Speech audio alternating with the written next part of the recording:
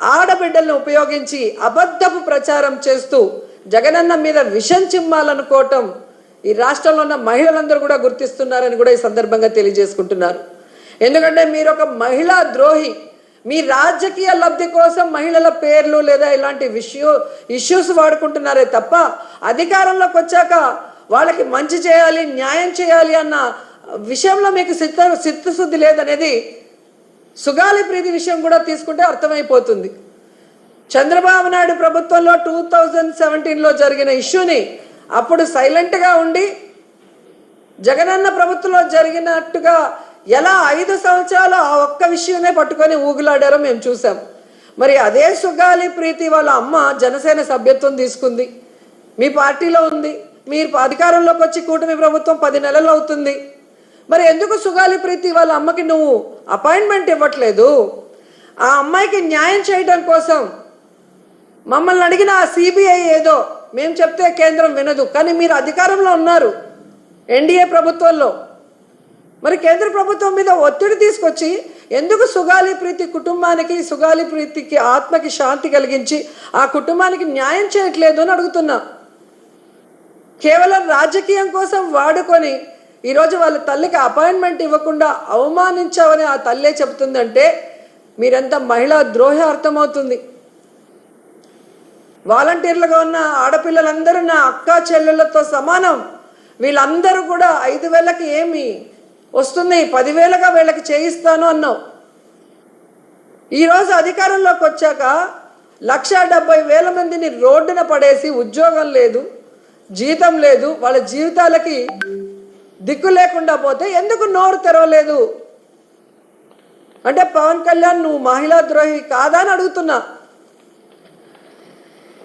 ఈరోజు మీ ఎమ్మెల్యేలు, మీ పార్టీలో ఉన్న నాయకులు ఏ విధంగా ఆడపిల్లల్ని వేధింపులకు గురి చేసి ఆడపిల్లల్ని మీ అధికారంతో భయపెట్టుకొని లోబరుచుకొని వాళ్ళని మోసం చేస్తుంటే అలాంటి వాళ్ళని పార్టీ నుంచి సస్పెండ్ చేయకుండా ఆ మోసపోయిన మహిళల్ని ఈరోజు బ్లాక్మెయిల్ చేసి సెటిల్మెంట్లు చేసి వాళ్ళతోనే మీరు ఏమి జరగనట్టు మాట్లాడిస్తున్నారంటే ఈ రాష్ట్రంలో ఉన్న మహిళలు పిచ్చోళ్ళు కాదు, అందరూ గమనిస్తున్నారు. సో ఈ రాష్ట్రంలో మహిళా దినోత్సవం జరిపే అర్హత కూటమి ప్రభుత్వానికి లేదు. ముఖ్యంగా చంద్రబాబు నాయుడు గారు, పవన్ కళ్యాణ్కి అయితే అసలే లేదు. కేవలం పబ్లిసిటీ కోసం, మహిళా సాధికారత కోసం మేము ఏదో కృషి చేశామని డబ్బాలు కొట్టుకుంటే ఎవరు కూడా నమ్మే పరిస్థితిలో లేరు. ఈ రాష్ట్రంలో మహిళలందరూ కూడా ఎదురు చూస్తున్నారు, ఎప్పుడెప్పుడు ఎన్నికలు వస్తాయా, మహిళల్ని మోసం చేసిన, మహిళల్ని దగా చేసిన, మహిళలకి వెన్నుపోటు పొడిచిన ఈ కూటమి ప్రభుత్వాన్ని కూకటి వేళ్లతో పెకిలించేయాలని ఎదురు చూస్తున్నారు. ఈ కూటమి ప్రభుత్వ నాయకులు ఒక్కటే తెలుసుకోవాలి, ఆడవాళ్ళని మోసం చేసిన ప్రభుత్వాలు, ఆడవాళ్ళని కన్నీళ్లు పెట్టించిన ప్రభుత్వాలు బాగుపడిన చరిత్రే లేదు. ఈవీఎంలని మ్యానిపులేట్ చేసుకొని అధికారంలోకి వచ్చారేమో కానీ ఈరోజు ఈ మహిళల కన్నీళ్లు శాపనార్థాలకి మీరు అడ్రస్ లేకుండా పోతారని కూడా మీకు తెలియజేసుకుంటున్నాం. చాలా బాధాకరం అండి. ఎందుకంటే పక్క రాష్ట్రాలలో, కర్ణాటకలో కూడా ఫ్రీ బస్ అనౌన్స్ చేశారు, సక్సెస్ఫుల్గా రన్ చేస్తున్నారు. మరి మన రాష్ట్రంలో వీళ్ళు ఇచ్చిన వాగ్దానాన్ని ఎందుకు నెరవేర్చలేదు? మిగతా చోట స్టేట్ వైడ్గా మహిళకి ఫ్రీ బస్ ఇచ్చినప్పుడు ప్రామిస్ చేసి అధికారంలోకి వచ్చిన కర్ణాటకలో, ఆంధ్రప్రదేశ్లో ఎందుకు చేయలేకపోతున్నారు? మళ్ళీ ఒక మహిళ చేతనే మేము రాష్ట్రం అంతా చెప్పలేదు, ఓన్లీ జిల్లా పరిధి వరకే అన్నారు. కనీసం మీ ఇంటి చుట్టే అని చెప్పకపోవటం అందరూ కూడా చూసి నవ్వుకుంటున్నారు. అంటే వీళ్ళు చేసిన తప్పులకి వీళ్ళు ఆన్సర్లు ఇవ్వరు, ఎవరో ఒకరిని బలిపశువులు చేయటం. ఆ మాట్లాడిన మహిళను చూస్తే నాకు జాలేసింది.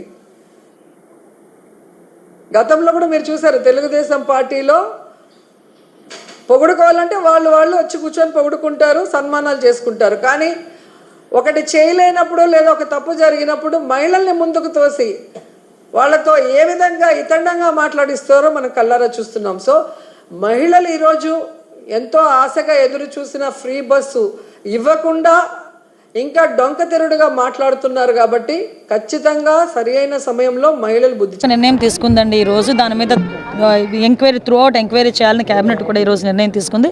ఆ విషయం మీకు కూడా తెలుసు. విషయం ఏంటంటే ఇందులోని అంటే కొసమెరుపు అనాలో లేకపోతే డైవర్షన్ అనాలో తెలియదు, కానీ నిన్న రంగన్న ఏ పొజిషన్లో చనిపోయారో అందరికీ కూడా చూసాం. అంటే అతను ఇంటి దగ్గర నుంచి హాస్పిటల్కి తీసుకురావడం, హాస్పిటల్లోని అతను కొంచెం ఇబ్బంది పడి చనిపోవడం. అతను చనిపోవడానికి కారణం ఏంటనేది పోస్ట్ మార్టం రిపోర్ట్ వచ్చిన తర్వాత what ever it may be అన్నీ బయటకు వస్తాయి. కానీ ఇమీడియట్గా సాక్షిలో నేను ఈవినింగ్ 3:30కి ఒక న్యూస్ బయటకు వచ్చింది. ఏమని న్యూస్ బయటకు వచ్చింది? రంగనని పోలీసులు కొట్టి చంపారు అని చెప్పి ఒక రకంగా ఒక క్రియేట్ చేసి వాళ్ళ వైఫ్ అండ్ హస్బెండ్ వైఫ్ ఇలా మాట్లాడారు అన్నట్టుగా వచ్చింది. సో మేము ఆ కోణంలో కూడా మేము మాట్లాడుతున్నాం. అంటే జనాలకు ఎటువంటి పర్సెప్షన్ ఇవ్వాలని వాళ్ళు క్రియేట్ చేస్తున్నారు. సాక్షి టీవీ క్రియేట్ చేస్తుంది. అంటే సాక్షి టీవీ ఒక్క విషయంలోనే కాదండి, ప్రతి ఒక్క ఆస్పెక్ట్లోనే కూడా. నిన్న వాళ్ళు ట్వీట్ పెట్టారు, ఆశా వర్కర్లు అందరూ కూడా ఆశా వర్కర్లు పోలీసులు ఎత్తిపడేస్తున్నారు అని చెప్పి ఒక ట్వీట్ పెట్టారు. మీ దగ్గర చూపిస్తాం. నేను మార్నింగ్ నుంచి ఆశా వర్కర్ల గురించి మేము మానిటర్ చేసుకుంటున్నాం. ఎక్కడ కూడా ఆశా వర్కర్లను ఇబ్బంది పెట్టిన పరిస్థితి లేదు. ఆశా వర్కర్లు కూడా అంతే కోఆపరేట్ చేశారు. ఎక్కడ కూడా ఎటువంటి ఇబ్బంది రాలేదు. దరిద్రం ఏంటంటే వాళ్ళ గవర్నమెంట్లో ఆశా వర్కర్లను ఎలాగైతే ఎత్తిపడేశారో ఆ ఫోటోలు పెట్టి ఇప్పుడు మా గవర్నమెంట్లో చేశారన్నట్టుగా వాళ్ళు ప్రొజెక్ట్ చేయడానికి ప్రయత్నం చేస్తున్నారు. అంటే ప్రజల్ని మభ్యపెట్టడానికి, ప్రజల్ని తప్పుదోవ పట్టించడానికి సాక్షి టీవీ, సాక్షి ఛానల్ని ఒక ప్లాట్ఫామ్గా ఉపయోగించుకొని వాళ్ళ ఇష్టానుసారంగా వాళ్ళు మాట్లాడే పరిస్థితి. ఇదే కాదండి, నిన్న ఎవరో మాట్లాడుతూ వరద కళ్యాణ్ ఏదో మాట్లాడుతూ నేనేదో ఆడబిడ్డ నిధి గురించి మాట్లాడానని ఒక ట్వీట్ పెట్టారు. అంటే మేము మాట్లాడని మాటలు, మేము మాట్లాడితే వక్రీకరించి మాటలు, అదేవిధంగా ఎక్కడైతే ఇన్సిడెంట్ జరిగింది అనుకోండి దాన్ని వక్రీకరించి మాట్లాడటం, ఇలాంటివన్నీ చేస్తున్నారు. ఇందాక మీరు నిర్ణయం ఒకటి కూడా డిస్కషన్ అయింది. అంటే ఇలా పదే పదే తప్పుడు వార్తలు రాసి ప్రజలను మభ్యపెట్టాలని చూడడం కూడా నేరమే. దాన్ని అసలు ఏ యాంగిల్లో మేము వాళ్ళని ట్రీట్ చేయాలన్న దాని మీద కూడా మేము డిస్కషన్ మాట్లాడకుండా ఉంటాం. ఏంటంటే అసలు టీవీ నైన్ వాళ్ళకి ఎక్కువ డౌట్లు వస్తుంటాయి. మాకు అర్థం కాదు ఏంటంటే టీవీ నైన్కి ఎక్కువ డౌట్లు వస్తుంటాయి. మిస్టరీగా ఏమి మిగిలినవండి. మిస్టరీగా తప్పు చేసిన వాడికి నేను మళ్ళీ చెప్తున్నా, తప్పు చేసిన వాడు ఎక్కడున్నా కూడా టైంకి శిక్ష అయితే పడుతుంది గ్యారంటీగా. అది మీరు ఎన్ని ఏదంటారు కదా, కొంగ జపాలు చేసినా తల కింద తపస్సులు చేసినా కూడా తప్పు చేసిన వాడు తప్పించుకునే పొజిషనే కాదు. అది మాత్రం మనం గ్రహించుకుంటాం. ఉమెన్స్ డే గురించి ఆంధ్రప్రదేశ్లో ఉన్న మహిళలందరికీ ఏం చెప్తారు? నేను మళ్ళీ చెప్తున్నా ఒకటే, ఉమెన్ దేంట్లోనే తక్కువ కాదు.